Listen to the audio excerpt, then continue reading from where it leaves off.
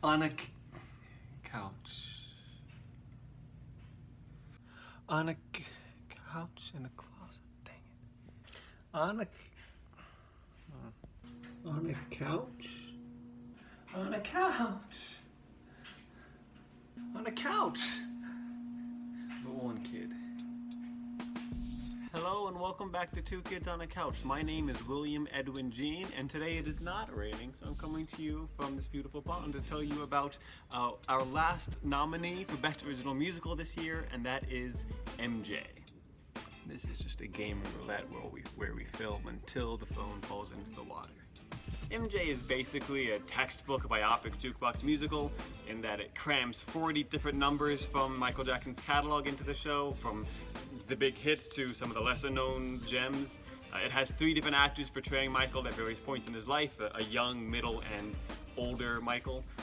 And it is conveniently set in a performative space, in this case the rehearsal room for the Dangerous Tour, as a way to fit in the show-stopping big musical numbers that they couldn't organically work into the plot.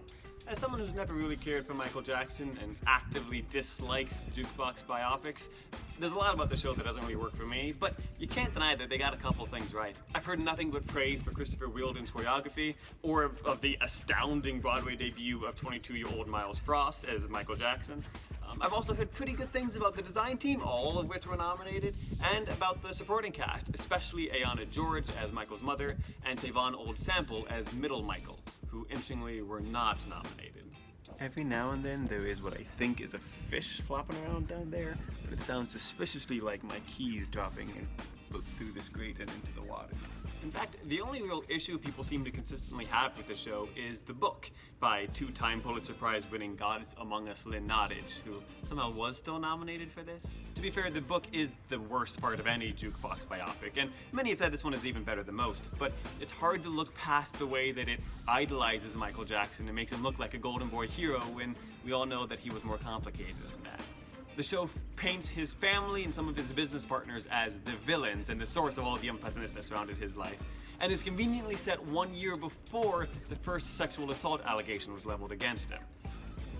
I'm pretty sure that's just an alligator. I'm not gonna throw something at him, and I don't know how well you can see it on the video, but I think it's who that is. Nonetheless, it still earned 10 Tony nominations, including Best Musical, Best Book of a Musical, Best Performance by an Actor in a Leading Role in a Musical for Miles Frost, Best Scenic Design of a Musical for Derek McLean and Peter Negrini, Best Costume Design of a Musical for Paul Tazewell, Best Lighting Design of a Musical for Natasha Katz, Best Sound Design of a Musical for Gareth Owen, Best Direction of a Musical for Christopher Wheeldon, Best Choreography for Christopher Wheeldon, and Best Orchestrations by Jason Michael Webb and David Holstenberg. No, I think it's just a stick. It still hasn't blinked in a long time. But man, it looks like an alligator, just one that's very, very still. We can start with the design awards and say that while they're all very nice, I don't expect any of them to win.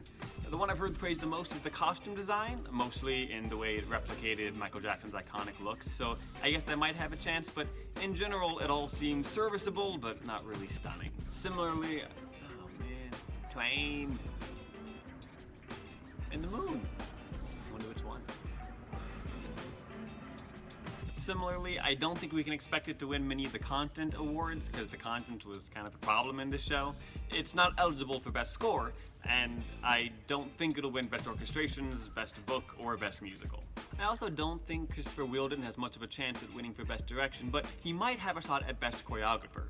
It's worth noting that while Chris Wheeldon is listed as the choreographer for the production, the show also employed Rich and Tone Talluega, who are 2 brothers who danced for and choreographed for Michael Jackson and lots of other pop icons over the years. They brought in the Michael Jackson specific moves, which is most of what I've heard the show praised for. You